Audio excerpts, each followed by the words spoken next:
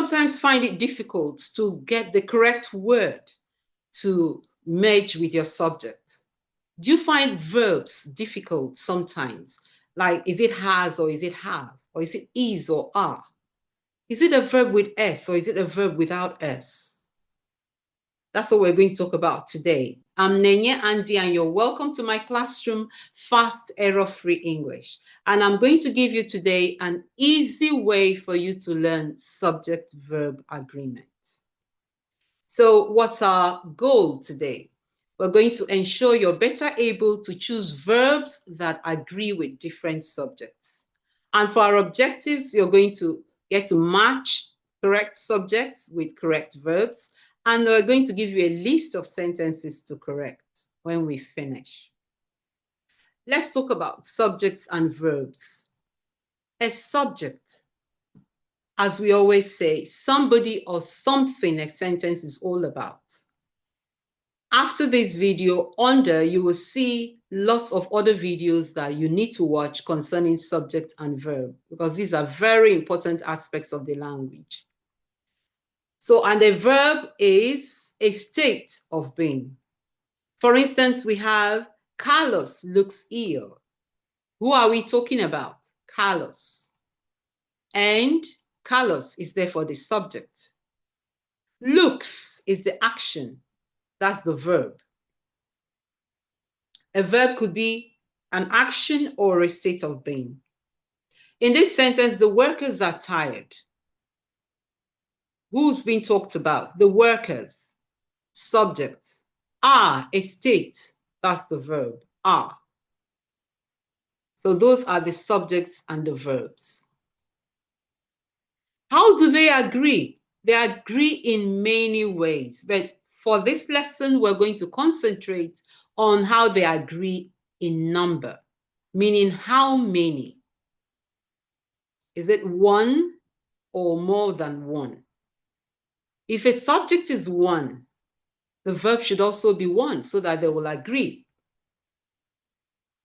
If a subject is more than one, then the verb should also be more than one so that they match or agree.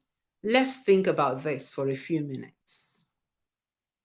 So the subjects must match with the verbs in number. Let's now give examples. That mall. We're talking about that mall. So that's the subject of that sentence. What does that show us? Singular or plural? That mall, one. Then we have sells, has, takes. The verb has to end with S in the present tense. Those malls. How many malls now? More than one. You will see that the verbs will change. Is now sell, have, take. So what's the major error in this case? In this, the major error learners make here is that they assume that a verb that ends with S is plural. Think about it. And if you get this is the major mistake. Assuming that a verb that ends in S is plural. That's not true. Let's start with nouns. How does a noun show plural? By adding S or ES. For instance, you have chair, chairs, girl, girls, boy, boys, cat, cats. A noun forms plural by adding S. But nouns and verbs are different. A verb forms singular by adding S. That's why this is the major error that learners of English language make in subject-verb agreement. A verb that ends in S is actually singular.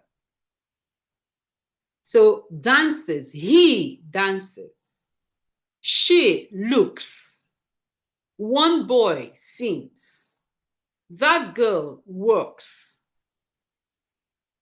So this is the major thing I want you to have in mind anytime you're talking or writing.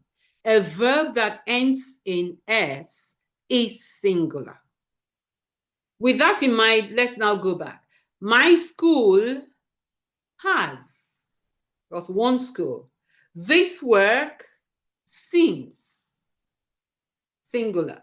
But when we say all workers have, businesses, plural, use.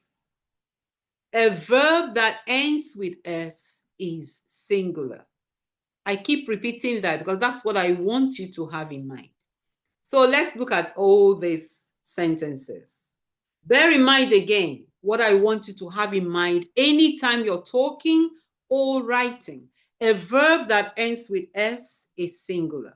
So we have many students, many, finds these activities stressful. Do they match? Many students finds. Remember, the verb is find, finds. Is it find or finds? We need S for singular. Many students. Is that singular? Certainly not. It's plural. So it's supposed to go with what? Find. Many students find. Good. Second one, the 4 months. How many? Not 1 month. The 4 months has.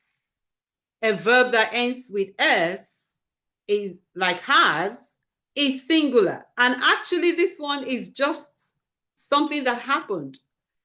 Has does not really only end with S. That's just how the word is. But it fits into our rule. So we're going to use it.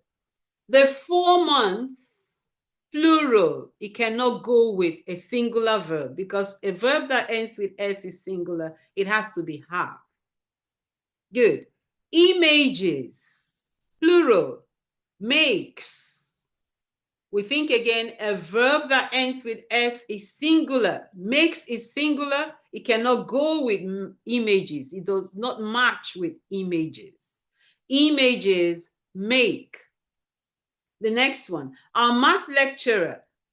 How many? One. Our math lecturer, one lecturer. Teach, no. The verb has to end with S because the verb that ends with S is singular. So our math lecturer teaches. One of the boys, one of the boys. Singular, the verb has to have S. One of the boys has arrived. So generally today, we have talked about the fact that a verb that ends with S is singular. And let's see what we've learned. We said that a subject must agree or match with the verb. One way that they match is to match in number, meaning how many. That means, are they both singular or are they both plural? A singular subject must also take a singular verb. And the major thing that a verb that ends with S is actually singular. Meanwhile, remember, in many other videos which I'll post below, you will have noticed that these two pronouns, you and I, are exceptions to many rules. They usually behave like plural because they will take verbs that do not end with S. For instance, instead of saying I wakes, you will say I wake. They wake up. I wake up. You take. They take. So you know now that the pronouns you and I are usually different because they take verbs that are like plural verbs. So now that we've learned all this, let's try. I want you to try this by yourself and give me a comment about it below. Always keep in mind that a verb that ends with S is singular. I'm only going to do the first one with you. This is the letter. Correct this paragraph. Dear Dad, how's Mom? The 4 months I have spent so far has been tough, but interesting. We're just going to do only that.